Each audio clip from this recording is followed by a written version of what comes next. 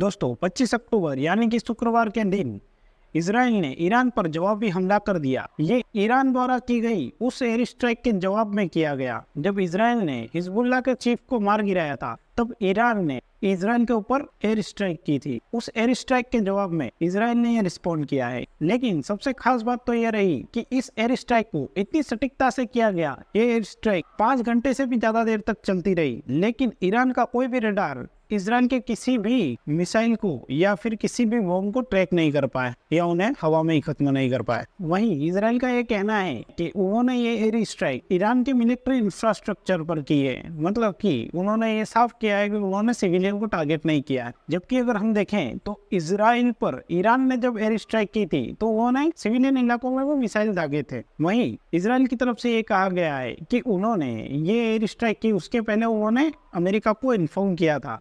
वहीं अमेरिका की तरफ से ये भी कहा गया है कि उन्हें इस बात के लिए इन्फॉर्म किया गया था, लेकिन इस एयर स्ट्राइक में उनका कोई हाथ नहीं है। साथ ही ये भी कहा जा रहा है कि इस एयर स्ट्राइक के साथ में सीरिया में जो ईरानियन आर्मी का बेस है वहां पर भी हमला किया गया है। मतलब या तो ये हो सकता है कि ये जो स्ट्राइक है ये सीरिया होते हुए ईरान पर की गई, और जिस सटीकता से इस स्ट्राइक को किया जा रहा था, यानी कि ये एयर स्ट्राइक मिसाइल से नहीं की गई है बल्कि फाइटर जेट के द्वारा करी जा रही है। हाँ, बेशक इन फाइटर जेट्स को ईरान की बॉर्डर के अंदर नहीं ले जाया गया, लेकिन ईरान की बॉर्डर से बाहर रहते हुए ही इन फाइटर जेट से ये स्ट्राइक की गई है। और ये भी माना जा रहा है कि इस एयर स्ट्राइक को करने के लिए इसराइल ने अमेरिका द्वारा बनाए हुए F-35 एडवांस एयरक्राफ्ट का यूज किया है, क्योंकि इस एयरक्राफ्ट को ट्रैक करने की कोई भी टेक्निक ईरान के पास में हाल फिलहाल में नहीं है। और जिस तरीके से ये हमला हुआ है कि ईरान के कोई भी रडार इस हमले को रोक नहीं पाए, उस हिसाब से यही लगता है कि इसमें F-35 का यूज हुआ है। जैसे ही ये हमला हुआ, IDF की तरफ से बयान निकल के आया है, प्रिसाइज स्ट्राइक की है, यानी कि वो ये कहना चाह रहे हैं उन्होंने बिल्कुल जो उनको जिन टारगेट पर हमला करना था उसी जगह पर उन्होंने हमला किया। मतलब उनकी तरफ से इनडायरेक्टली ये बात मानी गई है कि वो एयरक्राफ्ट का यूज कर रहे हैं इस स्ट्राइक को करने के लिए। पहले तो जैसे ही ये स्ट्राइक हुई, ईरानियन मीडिया की तरफ से पहले तो क्लियरली मना कर दिया गया था, लेकिन बाद में इस एयर स्ट्राइक पर ईरानियन मीडिया का बयान भी आया। वहीं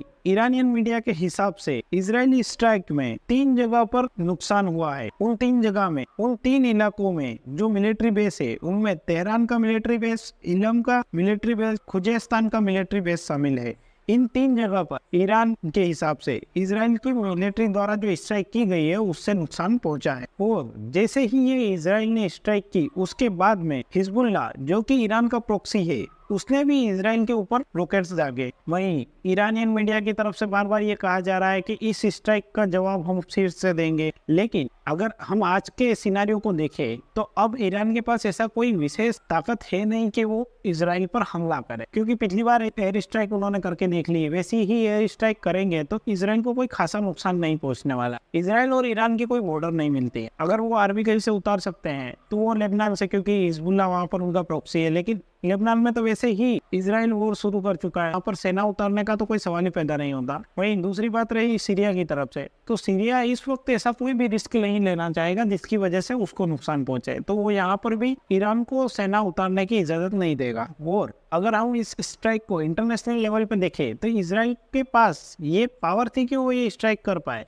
क्योंकि जब ईरान ने उस पर हमला किया तो ईरान ने किस लिए हमला किया था? हिजबुल्लाह के चीफ नसरुल्लाह के मरने के बाद में। अब ईरान हमेशा कहता आया है कि उसका इन लोगों से सीधा कोई संबंध नहीं है। अब ईरान को भी ये साबित करना होगा कि आखिर उन्होंने नसरुल्लाह की मौत के बाद इजराइल पर हमला क्यों किया। वहीं इजराइल के पास इस बात का जवाब है क्योंकि उन पर हमला हुआ था, इसलिए वो ईरान पर हमला कर रहे हैं। इसलिए इजराइल के पास में इस मामले में इंटरनेशनल लेवल पर सपोर्ट तो है। वहीं ईरानियन मीडिया की तरफ से ये कहा गया है कि एयर स्ट्राइक इजराइल द्वारा की गई है, इसमें अब तक 2 आर्मी ऑफिसर की मौत की खबर है। और इजराइल की एयर स्ट्राइक में मरने वालों की संख्या ज्यादा भी हो सकती है, लेकिन ईरान के अंदर से कितनी न्यूज बाहर आएगी ये कोई भी नहीं कह सकता। और अगर ईरान की तरफ से रिस्पॉन्स आएगा तो हो सकता है इजराइल दोबारा ऐसी स्ट्राइक करे। यूनाइटेड नेशन भी चाह रहा है कि यहाँ पर कोई युद्ध शुरू ना हो, क्योंकि युद्ध शुरू होने की कंडीशन में पूरे मिडिल ईस्ट में इसका प्रभाव होगा, इसलिए कोई भी नहीं चाहता है कि यहाँ पर युद्ध हो। खुद ईरान भी यहाँ युद्ध नहीं चाहता है। हो सकता है कि अब ईरान की तरफ से इजरायली एयर स्ट्राइक के जवाब में कोई दूसरी स्ट्राइक ना की जाए। दोस्तों वीडियो अच्छी लगी तो वीडियो को लाइक जरूर करें और अपने दोस्तों के साथ शेयर करना ना भूलें। आप में से ज़्यादातर लोगों ने हमारे चैनल को सब्सक्राइब नहीं किया है तो प्लीज़ सब्सक्राइब जरूर करें। ये हमें आगे वीडियो बनाने के लिए प्रोत्साहित करता है। धन्यवाद।